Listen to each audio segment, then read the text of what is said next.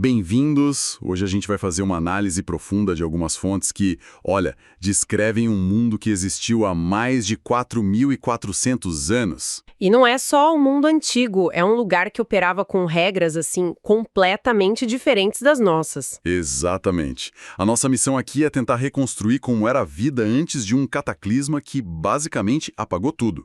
A gente vai usar textos como o livro de Gênesis, o livro de Enoque. Fontes bem complexas. E vamos explorar um planeta com vegetação colossal, predadores gigantescos, e ver como a chegada de certos seres celestiais trouxe uma tecnologia proibida e causou uma crise biológica que, segundo esses textos, fez da destruição total a única saída. É um cenário que força os limites da nossa imaginação, né? Não estamos falando só de uma cultura diferente, mas de uma ecologia, uma biologia, talvez até uma física que não se encaixa no que a gente conhece hoje. Certo, então vamos começar por aí, pelo ambiente físico. Como era, sei lá, sair de casa naquela época? Pelo que as fontes indicam, era tipo entrar num mundo que não foi feito em escala humana. Exato. A primeira coisa a entender é a flora. Era gigante. As fontes descrevem árvores tão altas que as copas simplesmente sumiam na névoa, sabe? Samambaias de 15 metros de altura. 15 metros? Uma samambaia? Sim, formando um teto verde quase impenetrável. Mas o mais intrigante é a atmosfera. Pelo visto, não existia luz solar direta como a gente conhece. Os registros falam de uma luminosidade difusa. Uma luz difusa? Como assim? Constante. Como se o céu inteiro fosse um grande softbox de estúdio. A teoria principal baseada nisso é que existia uma camada de vapor d'água suspensa na alta atmosfera, envolvendo o planeta todo. Ah, entendi. Isso criaria um efeito estufa global. Perfeito. Um efeito estufa natural que mantinha o clima quente, úmido e incrivelmente estável no mundo todo. Sem estações, sem tempestades, sem variações bruscas de temperatura. Um ambiente de estufa perfeito que permitia que tudo crescesse de forma... Descontrolada. Descontrolada, é isso. As fontes falam de troncos de árvores que 20 pessoas não conseguiriam abraçar e alguns ocos grandes o suficiente para uma família morar dentro. Pensa no que isso significa para o dia a dia. Colher uma fruta podia ser uma expedição de alpinismo, com cordas, equipes. Nossa! Mas esse paraíso verde escondia um pesadelo. Porque se a vegetação era gigante, a vida animal também era. Faz todo sentido. Um ecossistema de gigantes ia sustentar predadores gigantes. O perigo avisava quando o chão começava a tremer, né? Exatamente. Aí a gente entra na megafauna. O livro de Jó, por exemplo, descreve uma criatura chamada Beomote. A descrição é muito parecida com a de um grande saurópode. Um dinossauro? Um dinossauro, sim. Uma cauda como um cedro, ossos como tubos de bronze. Agora, imagina manadas disso se movendo pela paisagem. E não era só isso. Tinha répteis voadores, aves de rapina enormes, uma ameaça constante vindo do céu. Então a vida diária era uma batalha, né? Era preciso ter telhados reforçados, nunca andar sozinho. A inteligência era um requisito para sobreviver. Exato. Os distraídos, os que não sabiam ler o ambiente, simplesmente não duravam. Mas, segundo as fontes, a maior de todas as ameaças não veio do chão nem do céu. Veio de um lugar totalmente inesperado. E é aqui que a história dá uma virada de ficção científica. O pesadelo de verdade, o que mudou o jogo, não foram os animais. Foram as luzes que começaram a descer do céu. Essa é a grande reviravolta. O livro de Enoque, principalmente, descreve a chegada dos vigilantes. E o texto é muito claro.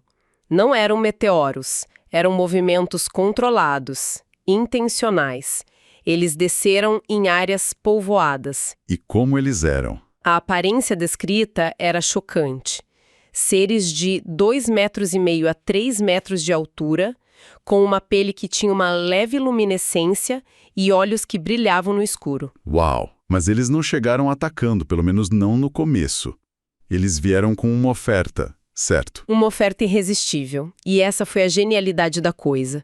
Eles chegaram falando todas as línguas, conhecendo os segredos das famílias, o que já era bizarro. e oferecer um download de conhecimento. Um download. É a melhor forma de descrever. Metalurgia, agricultura avançada, astronomia, fabricação de armas, um salto tecnológico que levaria milênios. Enoque até nomeia os responsáveis. Azazel ensinou a guerra, Sheme a feitiçaria, Baraquiel a astrologia.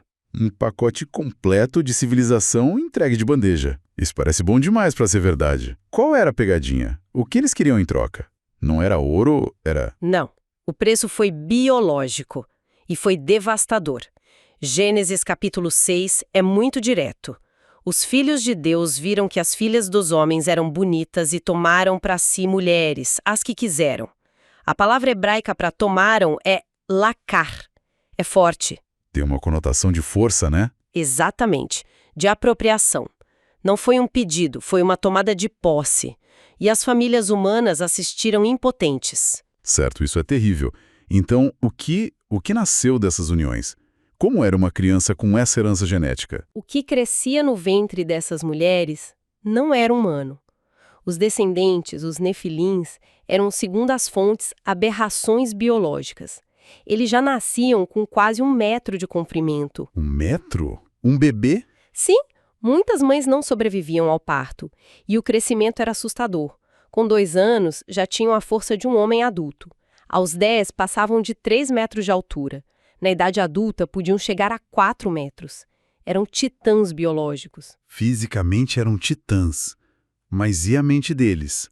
Herdaram a sabedoria dos pais e a compaixão das mães? E aí está a parte mais perturbadora. Eles tinham uma inteligência altíssima, aprendiam rápido, entendiam engenharia, estratégia, mas ao mesmo tempo tinham uma ausência total, completa de empatia. Nossa! As fontes os escrevem como psicopatas genéticos. Eles entendiam as emoções humanas, mas não as sentiam. Um ser humano para eles era um recurso, uma ferramenta, ou gado. Que combinação aterrorizante! Superinteligência, superforça e zero empatia. E claro, quando ficaram adultos, quiseram governar. Óbvio. Gênesis os chama de homens de renome. Eram as celebridades, os reis daquela era. Eles usaram a força e a inteligência para construir impérios e estabeleceram uma hierarquia brutal. Eles no topo e os humanos na base, servindo e pagando tributos. Grãos, animais, ouro. E mais mulheres, claro. Isso leva a um problema bem básico de logística. Você tem uma classe dominante de gigantes com um metabolismo enorme. Como se alimenta essa população? É aí que a sociedade desmorona de vez. O livro de Enoque descreve a escalada do horror de forma bem metódica. Primeiro, eles consumiram toda a produção agrícola dos humanos. Ok. Depois, os rebanhos. Depois, os animais selvagens. E quando não havia mais nada, eles se voltaram contra os próprios súditos. Eles começaram a comer os humanos. Isso não era algo feito às escondidas, certo? Não, pelo contrário. Virou um espetáculo de poder. Altares de sacrifício onde as pessoas eram consumidas na frente de todo mundo. A vida humana perdeu todo o valor. A palavra que Gênesis usa para descrever o mundo é Hamas. Que é traduzida como violência. Mas é mais que isso. É opressão crua, injustiça sistêmica. A maldade não era um acidente. Era a atmosfera que todo mundo respirava. Sabe, quanto mais você descreve, mais parece que o problema não era só moral. Tem aquela frase em Gênesis, toda a carne havia corrompido seu caminho. Eu sempre pensei nisso de forma metafórica, mas as fontes sugerem algo bem mais literal. Muito mais literal. A linguagem original apoia isso. A palavra hebraica para toda a carne, kol basar, significa toda a matéria biológica. E corrompido, shakshat, significa arruinar, deformar o projeto original de algo. Então, fontes extra-bíblicas, como o livro de Jazar, falam abertamente da mistura de sementes entre espécies diferentes. O que a gente hoje chamaria de manipulação genética sem controle nenhum. Se isso for verdade, a gente tem que olhar para a mitologia antiga com outros olhos. Exatamente. Pensa nas criaturas da mitologia grega. Centauros, minotauros, quimeras. A gente classifica como fantasia. Mas e se não forem fantasia? E se forem, na verdade, retratos falados? Memórias de uma época em que a engenharia genética saiu do controle. Exato. Memórias traumáticas de um mundo que se tornou um laboratório biológico sem ética alguma, quebrando a lei de que cada ser se reproduz segundo a sua espécie. Isso muda totalmente a perspectiva do dilúvio. Deixa de ser só um deus zangado punindo gente má. Vira uma quimioterapia cósmica. Boa analogia. O código genético do planeta estava tão contaminado que a única solução era um reset de emergência. Um ato de preservação radical, não de raiva. E essa mentalidade de corrupção, essa psicopatia, infectou a cultura humana, né? Tem um poema nas fontes de um homem chamado Lameque que parece capturar bem o espírito da época. Sim, é o primeiro poema registrado na história e é um hino à violência desproporcional. Lameque, descendente de Caim, se gaba para as esposas dele.